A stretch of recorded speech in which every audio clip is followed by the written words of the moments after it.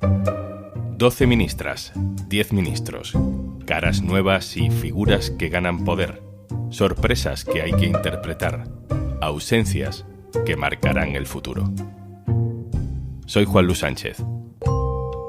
Hoy en Un Tema al Día tenemos ministros, sorpresas, claves y nueva estrategia.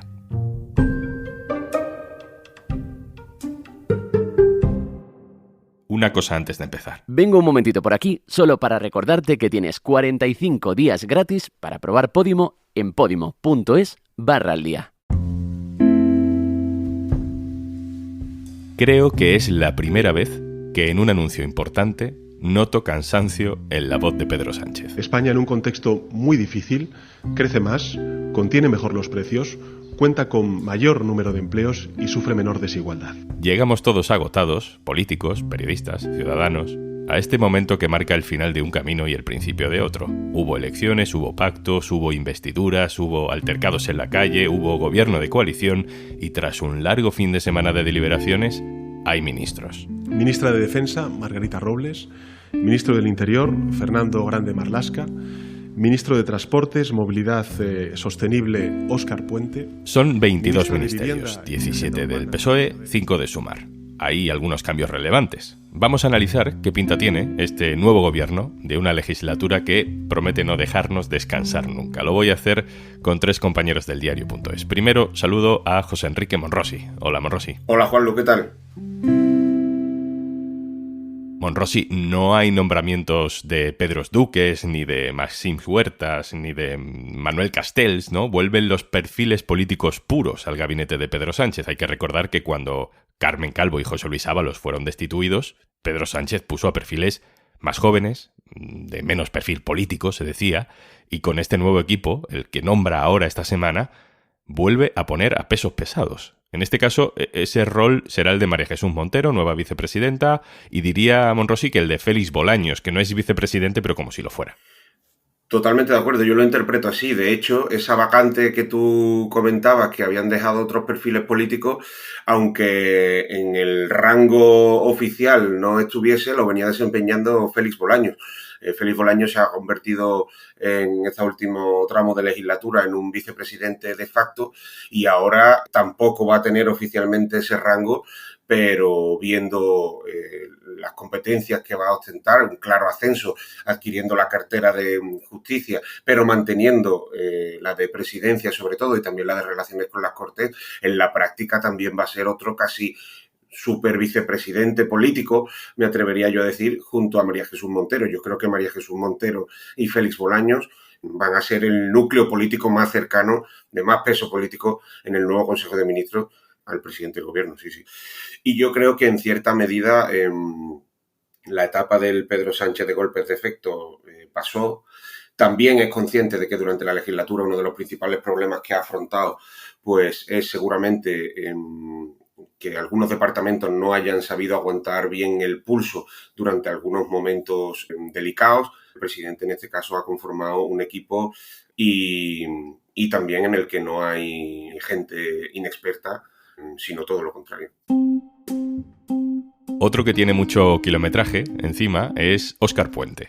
Óscar Puente. A lomos de una coalición de perdedores llegó al gobierno el señor Moreno Bonilla, Andalucía, Juanma. Llegó la señora Díaz Ayuso al gobierno de Madrid.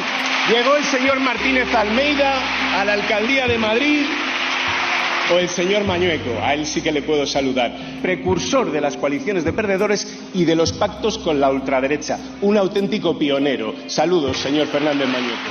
Monrosi, digamos que entre la faceta de azote parlamentario que se había ganado Puente en las últimas semanas y la faceta de gestor, porque fue alcalde de Valladolid, Pedro Sánchez ha decidido quedarse con la de gestor. Le nombra ministro de Transportes. Sí, hay dos cosas ahí también. Una es la voluntad clara que se ha visto también en el caso del expresidente canario Ángel Víctor Torres de darle pues su hueco a personalidades importantes del Partido Socialista que en las elecciones desastrosas para la izquierda y para el PSOE del 28 de mayo habían perdido algunos de sus puestos claves y en ese caso encaja la figura del exalcalde de Valladolid y el puesto puesto destacado ni más ni menos es que lo que hemos conocido toda la vida como el Ministerio de Fomento, que es probablemente la cartera con un mayor presupuesto dentro del gobierno, con capacidad de invertir mucho dinero en los territorios. Va a ser una legislatura de permanente necesidad de acuerdos con fuerzas independentistas y nacionalistas y territoriales, y efectivamente se convierte en otro de los hombres fuertes del nuevo Consejo de Ministros, el exalcalde de Valladolid, que regresa a la política nacional sin duda por todo lo alto.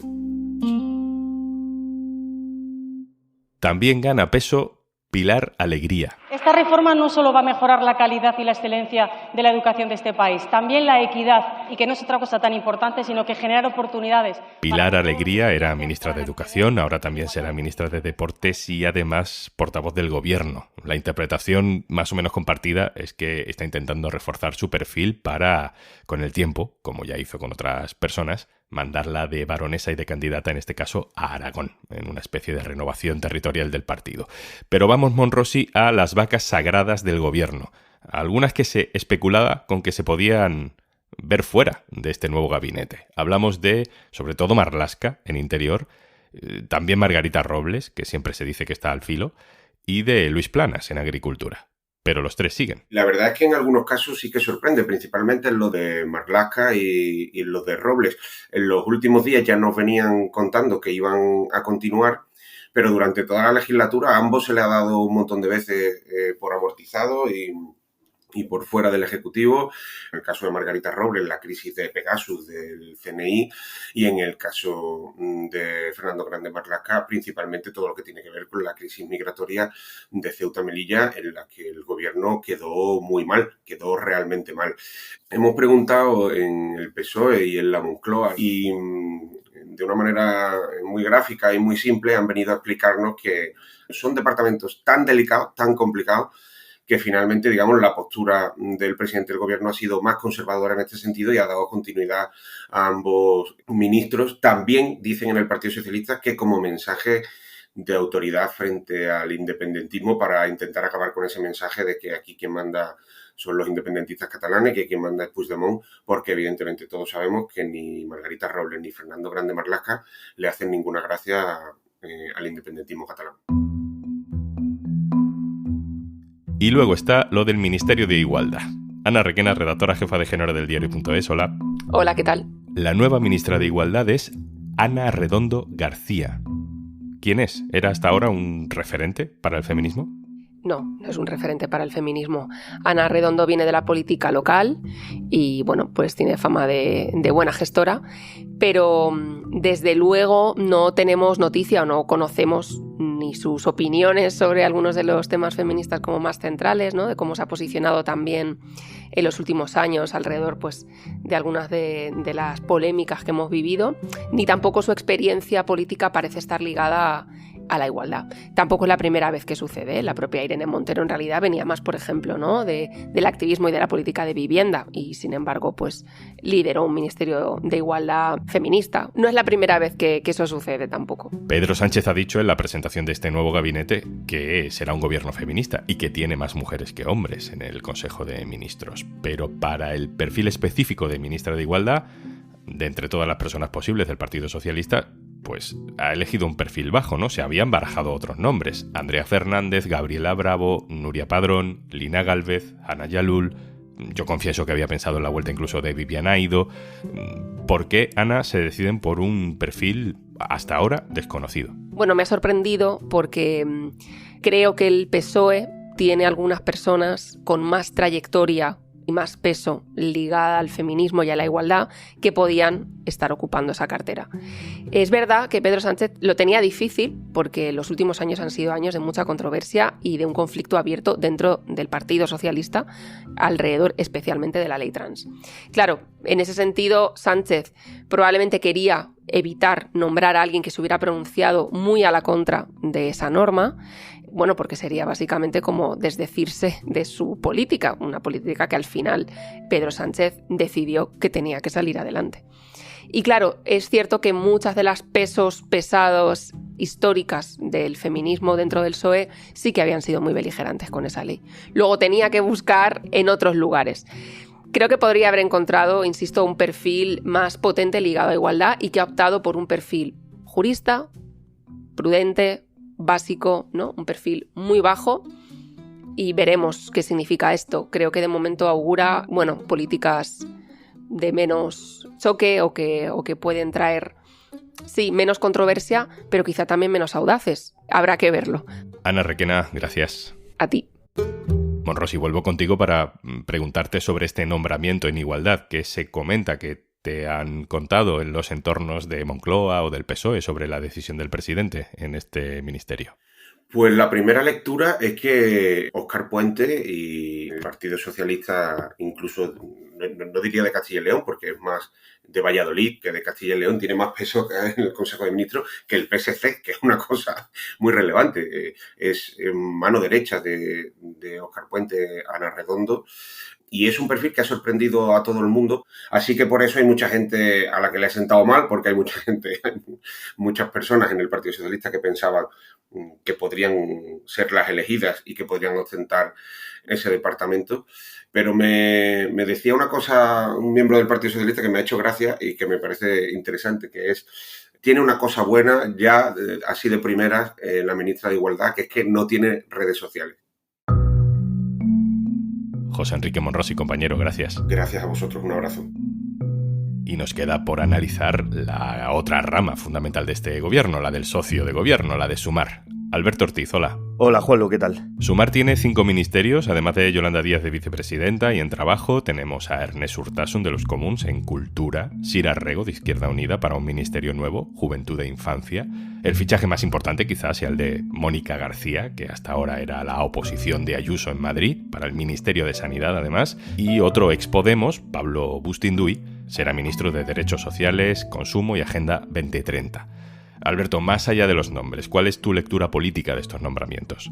Bueno, en primer lugar, Yolanda Díaz ha conseguido una cosa que no parecía fácil en un primer momento, que era mantener el mismo número de carteras que negoció Iglesias hace 4 años. Bueno, trasladó un mensaje de que Díaz cuenta con la confianza del presidente del gobierno, de Pedro Sánchez, a pesar de que tenían menos, poder electoral, menos diputados, mantener el mismo número de ministerios. Pero seguramente el movimiento más interesante es el intercambio que ha habido entre igualdad y sanidad, ¿no? El PSOE había decidido ya hace tiempo recuperar igualdad en esta legislatura, primero porque yo creo que habían constatado que habían perdido una bandera como es la del feminismo, parte de esa bandera en los últimos años, con igualdad en manos de Podemos, y sobre todo después de la crisis por la ley del solo sí es sí, ¿no? Yo creo que en ese momento el PSOE ya tuvo claro que quería recuperar igualdad. Entonces, a cambio, Sumar ha negociado un ministerio como Sanidad, que es un ministerio grande en términos de recursos, de asesores, pero que es verdad que tiene las competencias delegadas a las comunidades autónomas y que evidentemente no va a tener el peso político que te da una cartera como Igualdad. De hecho, Podemos no va a estar en el gobierno. Pedro Sánchez y Yolanda Díaz ofrecieron otro ministerio para Nacho Álvarez. Eso también ha terminado mal.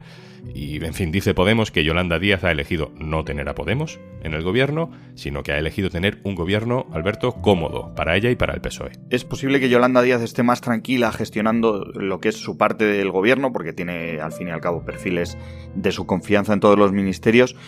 Pero lo que sí que va a provocar la ausencia de Podemos en el Consejo de Ministros es complicaciones al gobierno en su conjunto, porque los de Belarra ya han advertido que como ahora están fuera de este ejecutivo y sus medidas no las van a sentir como propias, vamos a ver seguramente en el Congreso, en los próximos meses, que los 5 diputados de Podemos o bien se desmarcan de las votaciones o bien presionan para que Sánchez y Díaz negocien con ellos como si fuesen un partido más, como Bildu, como Esquerra. Entonces, claro, esto va a complicar la relación de Podemos con el gobierno y también dentro del grupo parlamentario de Sumar, al que no olvidemos que siguen perteneciendo. Entonces vamos a ver cómo acaba esto. Alberto Ortiz, compañero, muchas gracias. Gracias a vosotros.